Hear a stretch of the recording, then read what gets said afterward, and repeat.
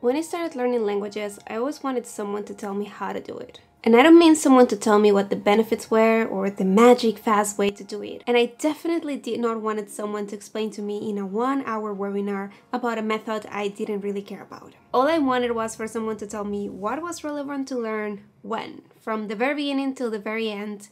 Where should I be focusing my attention? This is the first video of my new series, Language Learning 101. So in this video, I want to share with you the complete path, or where to focus your attention, starting at A0 to C1. And it really doesn't matter if you're a total beginner starting your first foreign language, or if you are an advanced speaker of multiple languages. I'm sure that by looking at this path, you can pick a few things to improve your systems. I also have to say that this is the path that has worked for me, that I find effective, and that I find entertaining. As always, use this video as inspiration. Take the things that you like, don't take the things that you don't like.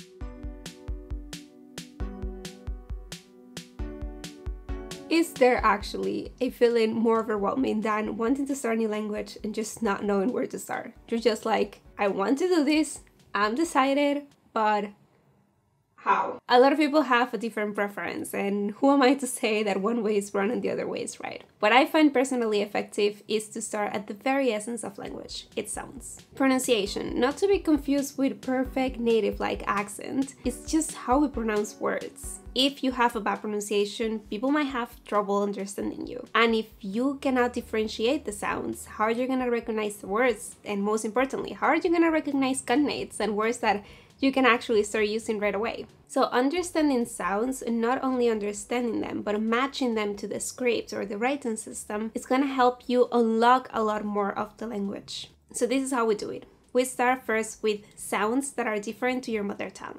There's no point on learning the sounds that are the same.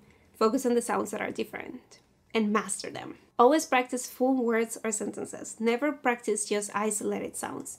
They don't make much sense, and the way we pronounce syllables is not the same we pronounce an entire word. And please, please, please, please, focus on natural pronunciation, not textbook pronunciation. You'll have to trust me on this one.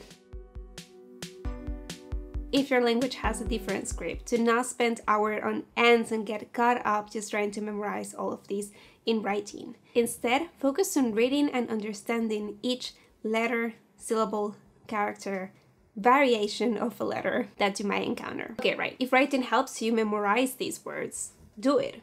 But if it doesn't, just focus on recognizing them. The reality is that we read way more than we write, especially at the beginner stages. So it only makes sense to spend more time learning to read than it does learning to write.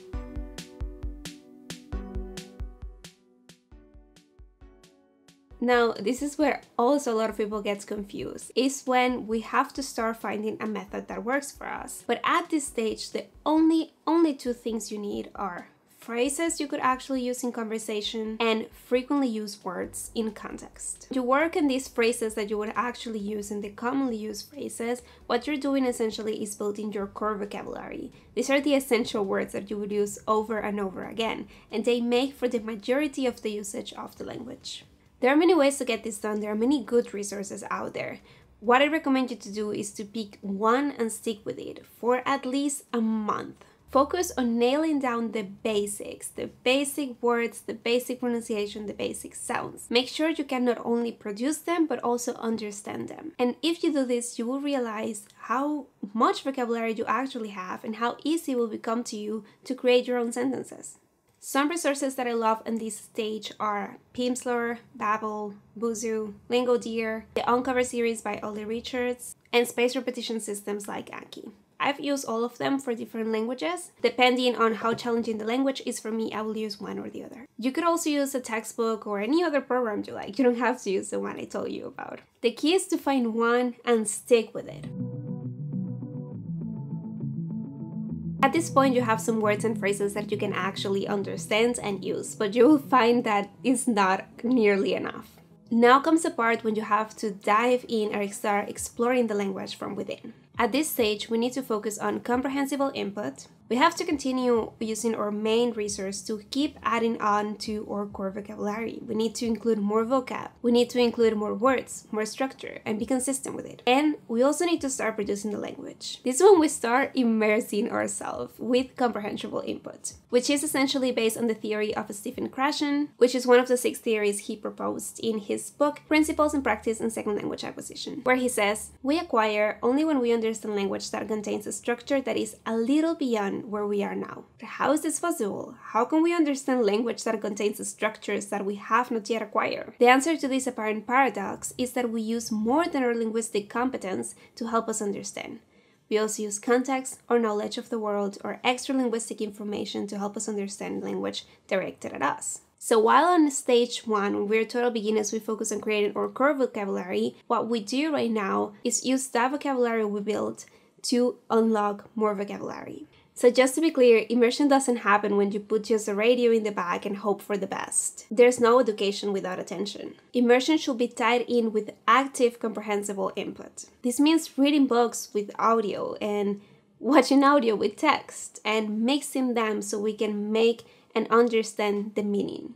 We are looking always for what the message is, not all the tiny little details of the message. But how do we know if this resource is right for our level? Normally, as a beginner, you will be able to follow the story but not understand the details. If you can do this, it's right for you. And this is just a general rule. Now, the other part of the input theory is also very interesting because it states that the best way and perhaps the only way to teach speaking, according to this view, is simply to provide comprehensible input.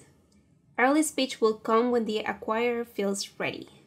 This state of readiness arrives at somewhat different times for different people. However, early speech, moreover, is typically not grammatically accurate. Accuracy develops over time as the acquirer hears and understands more inputs. So at this stage, you're not only learning and getting vocabulary inside of your heads, but a lot of you will start to feel ready and an urge to start using this language. All of these theories are further supported with research in this book that I mentioned, and I will leave a link down below. So how do we make this immersion stage work? First, we need to find resources that are our level. This means TV shows, Disney movies and cartoons, anime, songs, YouTube videos, and books for learners. Then, we need to use them a lot. Like, a lot. And we should not forget about our main resource. The one we started in stage 1, we should continue further in stage 2. Because we're still gonna need some explanation and we're still gonna need some vocabulary learning and memorization. Keep working on it. To start using a language is challenging. It triggers our fears of embarrassment and we feel very frustrated at times. The reason why I decided to call this stage expansion is because truly it's what it is about. You need to expand your vocabulary, your grammatical structures, your knowledge of culture, but essentially you need to expand your comfort zone and you need to get over some fears, especially the fear of speaking in your target language with actual native speakers. This is the one that everyone's like, nope, thanks. So let's identify what are the things that we need to improve in during the stage of expansion. In this specific order, we need vocabulary that relates to our interests and topics that we actually care about. Accuracy when we use different tenses, the word order and conjugations, aka grammar. I know. Confidence to face our fear of speaking, and spoken or written fluency in daily life situations. I need to make clear that spoken fluency does not mean to speak perfect or like a native.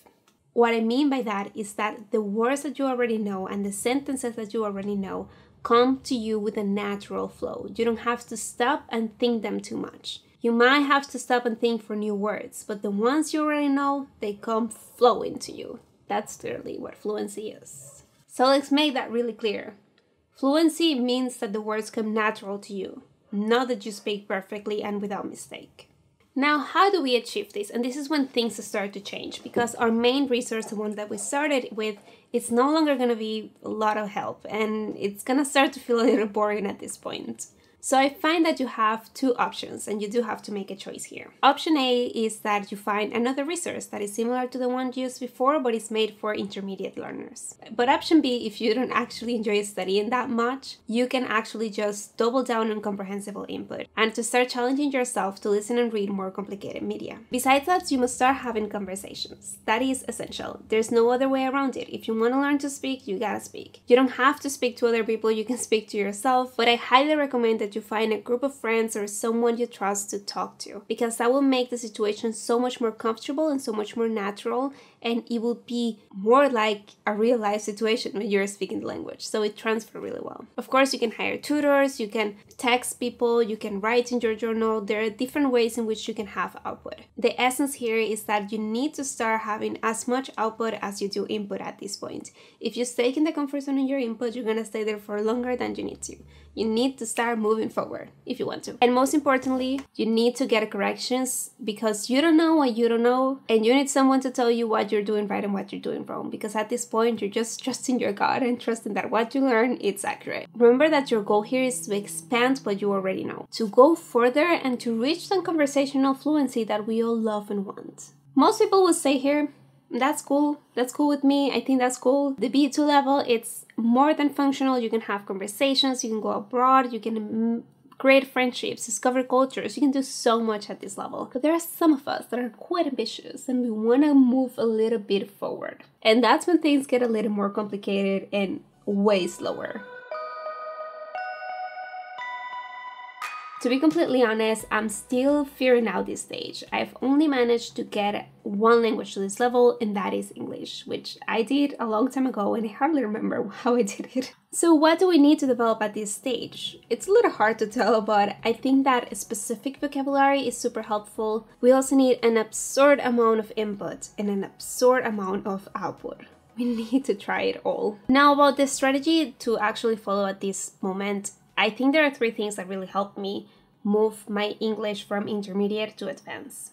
The first thing is to make it an intrinsic part of your life. Like searching on Google in my target language instead of my native language, reading in my target language, journaling, processing feelings, talking, thinking. And of course, this is easier said than done.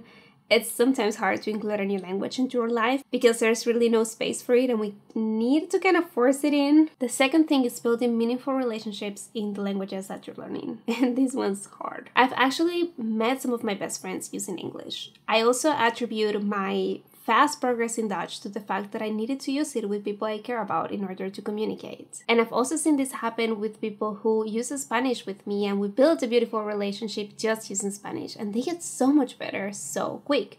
Because in order to communicate with me, they must use Spanish because it's the language that we establish our relationship in, and if we change it, it's just weird. So definitely adding to the mix that relationship that is meaningful to you is gonna be so much beneficial because you're gonna get a new friend and you're gonna get better at languages. Literally everyone wins. Another thing that helped me tremendously when learning English and taking it to an advanced level, and what I think will work in other languages, is to actually use my target language as a tool to learn other things.